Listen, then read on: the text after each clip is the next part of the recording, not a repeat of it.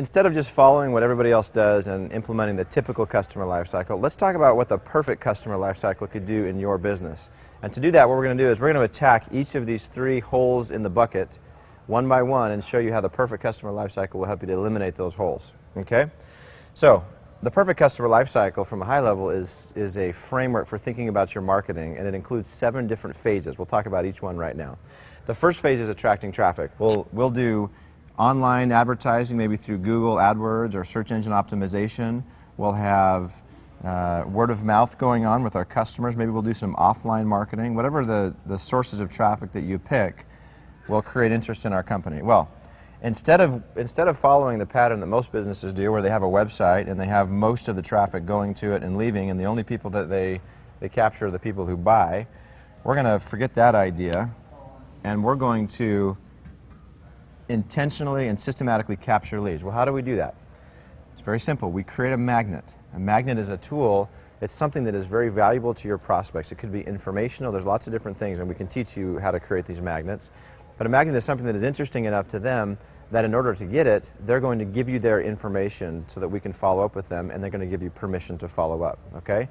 Now, I want you to imagine, if you had on your website, for example, let's say you have a web form offering this valuable magnet, and the people right now that are coming and just leaving because they have no interest in staying, because they're not ready to buy, what would happen if you could take 30 or 40% of those people and capture them into your database?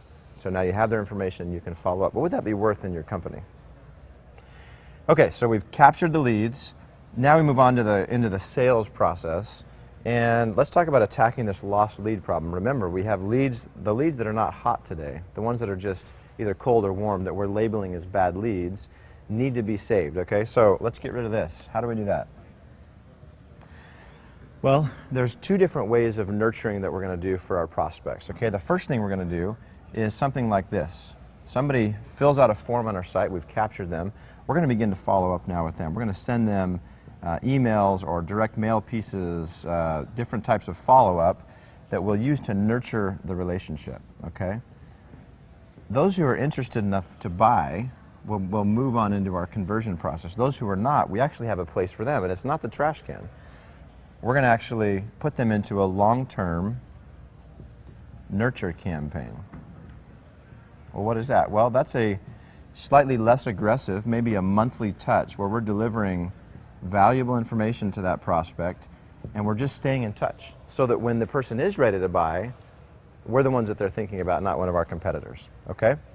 So there's short-term nurturing and education that we'll do that'll take us from our contacts of 1 or 2 contacts through to the 7 that we need. There's also a recognition that we have long-term follow-up that might need to take place. Okay, now we've got a hot prospect that's ready to be closed. We'll put them into our sales process. Now again, you might have in your business, you might have a shopping cart because maybe you're selling online, and that's the way that you're gonna send people to actually purchase online, and your website does the selling for you. Or you might actually have a sales team and you have sales reps that you're going to align these leads out to. Whatever the case, you have your system of selling that will convert the person into a paying customer.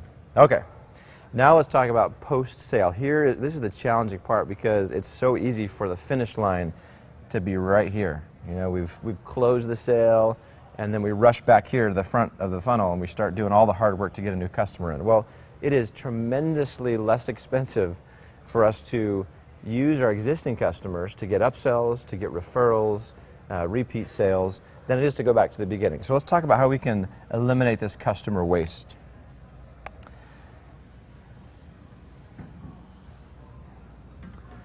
Okay, the first thing we're going to do is we're going to absolutely make sure that we are wowing our customers when they buy. So in addition to you delivering your service and having a satisfactory experience, we are going to wow our customers by putting in place a very simple, it can be very simple to start, wowing customer welcome campaign. This is a campaign that new customers will receive that gives them helpful information, follows up on the service you provided, and just in general, we love on them a little bit. And it is amazing how easy it is right now in today's world to do small things that will have a great benefit, because most people don't get loved on by the vendors that they buy from.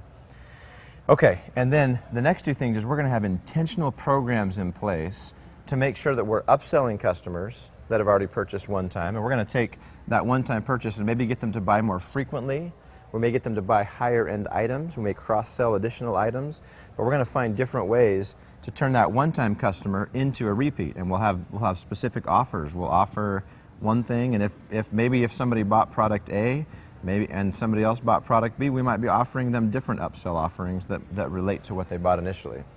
And then finally, we're going to be intentional about getting referrals. We're going to ask our customers for referrals. And one of the ways to do that is, for example, in this email, we might ask the customer whether we did a good job. Did we serve you well? And if we did, that might be a great time to trigger a referral request. And you just ask the person for the referral. So again, as you look at this and you compare this with a typical customer lifecycle, the perfect customer lifecycle is the way of the future. The new breed of entrepreneurs that understand marketing automation and they understand the new way to market get that this is the way to go, not to follow the masses and what everybody else is doing.